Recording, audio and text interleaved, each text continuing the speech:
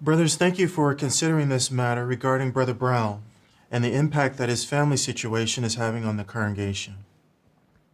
I asked you, brothers, to review his qualifications as an elder. After we spoke, and Brother Brown had an opportunity to explain to me some of the decisions that he's made for his family. I'm aware that you brothers have considered this matter before, but since then, another one of Brother Brown's daughters have enrolled in a school for higher education, which raises questions as to how this affects the congregation. When we make decisions, it's important that we consider the conscience of the congregation as well as the elder body. Brother Brown, I know this can't be easy for you, and it's not easy for us either. Please be assured that we love you, and we only want what's best for you and your family.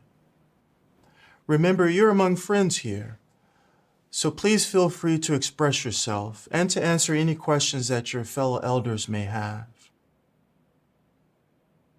Brothers, we are obligated to put the interests of the congregation first. Brothers, with all due respect, I don't agree with you that the congregation is disturbed about my or my family's situation. I've been in the congregation for 20 years. I know the publishers very well, and I'm sure no one is disturbed about my daughter's pursuing higher education. As far as my younger daughter is concerned, she was judicially reproved, but it wasn't announced to the congregation, so she's repentant. And no one has approached me expressing that they're disturbed about me supporting my daughters seeking higher education, trying to better themselves. It's not like they're leaving the truth. Brother Brown, thank you for expressing how you feel. Let's give your fellow elders an opportunity to express their observations or concerns. Brothers, are there any comments or questions that you have for Brother Brown? Brother Anderson, please. Brother Brown, it is true. Some of the congregation have been negatively affected. They've been disturbed by the example of your daughters pursuing higher education. You've openly talked about wanting the best life for your daughters. And this has given some the impression that the only way to get the best life, it's not through spiritual things, but through secular pursuits. Some of the congregation are even confused about what the organization has stated regarding pursuing higher education. In fact, Sister Single's daughter is considering pursuing higher education because of the example of your daughters. Thank you, Brother Anderson. Brother Williams, please. And just because the brothers and sisters have not approached you about this matter doesn't mean that they're not disturbed by what they see. They understand that it's a personal decision and that's something that you have to decide, but it still doesn't mean that your freeness of speech is not affected. In fact, the freeness of speech of the entire body of elders, as well as how successful we are as shepherds, has been affected as well. As Brother Anderson mentioned, when we promote the full-time ministry as the best way of life, this situation has now influenced how some of the congregation set that as a goal or even want to set that as a goal for their life. Brother Miller? Andy, the scriptural qualifications at 1 Timothy chapter 3 say that an overseer, in verse 4 and 5, should be a man presiding over his own household in a fine manner, having his children in subjection with all seriousness. Verse 3 says that he should be reasonable, not quarrelsome. Now, I know this is difficult for you. It's difficult for us too. Don't tell me about being difficult. When we started this discussion, you all brothers said you love me and my family. Right now, I'm not feeling it. You've been nothing but negative. Brother Brown, thank you for your comments. Please take a seat in the other room, and we'll call you back when we make our decision.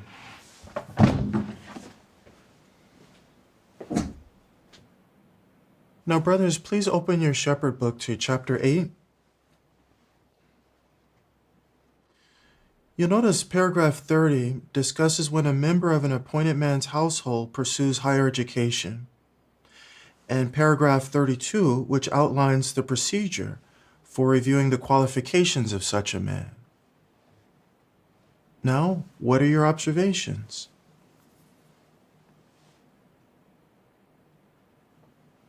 Brother Williams, please. Brother Brown has served faithfully for many years. But the question that's within paragraph number 30 is important. How is he viewed by the congregation? Sad to say, the actions of his family have caused him to lose the respect of the congregation. In fact, some publishers have mentioned that if they need scriptural advice on family life, they'll just talk to another elder. Thank you for those comments, Brother Williams. Brother Anderson, please. The same paragraph says, if an appointed brother's children pursue higher education, does his life pattern show that he puts kingdom interests first in his life? I don't think any of us can honestly say that Brother Brown's family is viewed as putting kingdom interests first in their life. Their conversations aren't spiritual, and I don't think the family, the wife, or the daughters have ever regular or auxiliary pioneered. That is a cause for concern. Brother Miller, please. I agree with those comments. And in addition, the last question in paragraph 30 asks, does the pursuit of higher education interfere with regular meeting attendance, meaningful participation in field service, or other theocratic activities?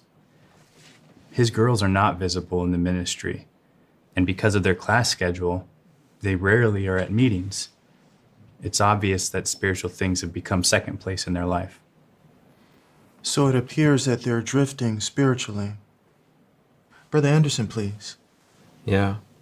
And 1 Peter 5:3 says an overseer should be an example to the flock. But the reality is the family is a poor example, and they're having an influence on other young ones in the congregation who are now also considering pursuing higher education. Now, looking at paragraph 31, what would you brothers say has been his response to the counsel that has been given? Brother Miller. It hasn't been well. He's been belligerent. He's accused us of overstepping, and he keeps insisting that this is a personal family decision. He never took into consideration the feelings of the congregation. Unfortunately, he no longer has the freeness of speech as mentioned at 1 Timothy 3:13. Brother Anderson. And as it says in 1 Timothy 3:3, an overseer needs to be, should be reasonable and not quarrelsome. And James 3:17 reminds us wisdom from above is peaceable, reasonable, ready to obey. But sadly, he doesn't accept counsel from any of us. When we've counseled him on matters, he justifies it or minimizes it. He bullies the body. It's his experience and his opinions that have dictated outcomes. And I'm sure you've seen that today. I did observe that. Thank you for those thoughts. Brother Williams, do you have something more to add? Yes, I did. Initially, the first time we discussed this, we agreed that he doesn't have the respect of the body. But Brother Brown is very outspoken, and he's very skilled. He's very skilled at manipulating the rest of the body to adjusting our viewpoints towards his viewpoint. Thank you for sharing that. He can be rather persuasive. Is there anything else that you brothers would like to add to our consideration? I didn't have anything more. Okay. So we need to come to a decision regarding his qualifications, and we'll need to tell him the scriptural reasons why that decision is made when we invite him back to the room. Do you mean you want us to tell him? I'm not sure. Andy always has such a hot temper. That's why it's usually easier to go along with his demands. While that may have been true in the past, I know that you brothers want to do things that are in harmony with Jehovah's Holy Spirit and the direction from his organization. after weighing all the facts and comparing them against the scriptural qualification, and remembering to whom we're accountable, what do you brothers recommend? Brother Anderson. I'm disappointed to say it, but I feel like we should recommend his deletion. I don't think we can say that he continues to have freeness of speech or that he's an example in presiding over his family. I agree. In addition, he's neither peaceable or reasonable when things don't go his way. All in favor of this recommendation? Okay, it's unanimous. So we have considered the guidelines from Jehovah's organization.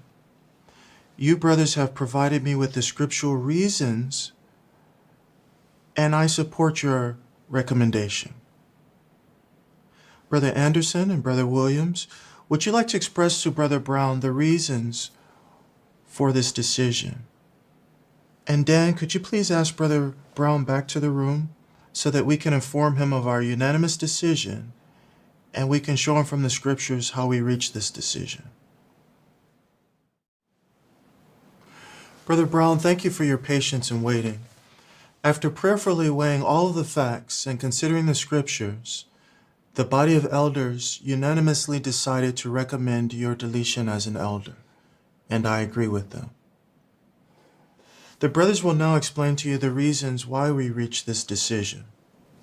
Brother Brown, as you know, 1 Timothy 3 verses 4 and 5 says that an overseer should be a man presiding over his household in a fine manner, having his children in subjection with all seriousness. The elders unanimously agree that your decision to support and encourage your daughters to pursue higher education has damaged their spirituality. And verse 3 says that as elders, we need to be reasonable and not quarrelsome. But we've observed for some time now that when dealing with matters, even this one, you've not responded kindly. You've been quarrelsome. You've even shouted at us. And so when we weighed all the facts and we looked at the scriptural qualifications in 1 Timothy chapter 3 and Titus 1, well, you no longer meet some of those qualifications. Do you understand the reasons, the scriptural reasons for our Are decision? you kidding me? I don't want to hear any more of this nonsense. You're just being unfair and unreasonable. I've done nothing but work hard for you brothers in this congregation. It's absurd. It's ridiculous. Brother Brown, we understand you're upset. Perhaps it would be a good idea if we offered a prayer. Would you mind if I did that? Sure, if you want to say a prayer, go ahead. Thank you for allowing me to pray. Be assured that the brothers prayerfully considered this recommendation. They weighed all the facts. Brother Brown, the brothers here, they love you. We would like for you to consider something that David said. It's found in Psalm 141 and verse 5. These brothers here, they love you, your family, and the congregation. I don't know about that. It just makes me so angry. These brothers don't even want me on the body anymore. Hurtful. I can understand how you might feel, but in reality, the brothers do want you on the body, and they hope that you can return. Let me ask you, do you think that the elder body is accountable to Jehovah to uphold his high standards for appointed men? And isn't that what you would encourage them to do? Yes. That's why when we weighed all of the facts and the scriptural qualifications, as well as considering the direction from Jehovah's organization, the body of elders and I decided that you no longer meet the qualifications for an appointed man. I understand what you're saying, but I do not agree with this decision. Prayerfully think about what we talked about today. And of course, if it is your decision to appeal, please consult the information as found in the Shepherd Book, chapter 8, paragraph 39. My friends, this is what happens when the son or daughter of an elder decides to go to college. The questions I have are as follows. Why should the parents suffer consequences of a matter that, according to the publications, is considered a personal decision? In a time when the organization asks for more lawyers, doctors, and others, do you think you will find qualified personnel? I don't understand the reason for prohibiting higher education but needing the help of people who went to college. The video ends here. I'll see your reactions in the comments. Until the next video.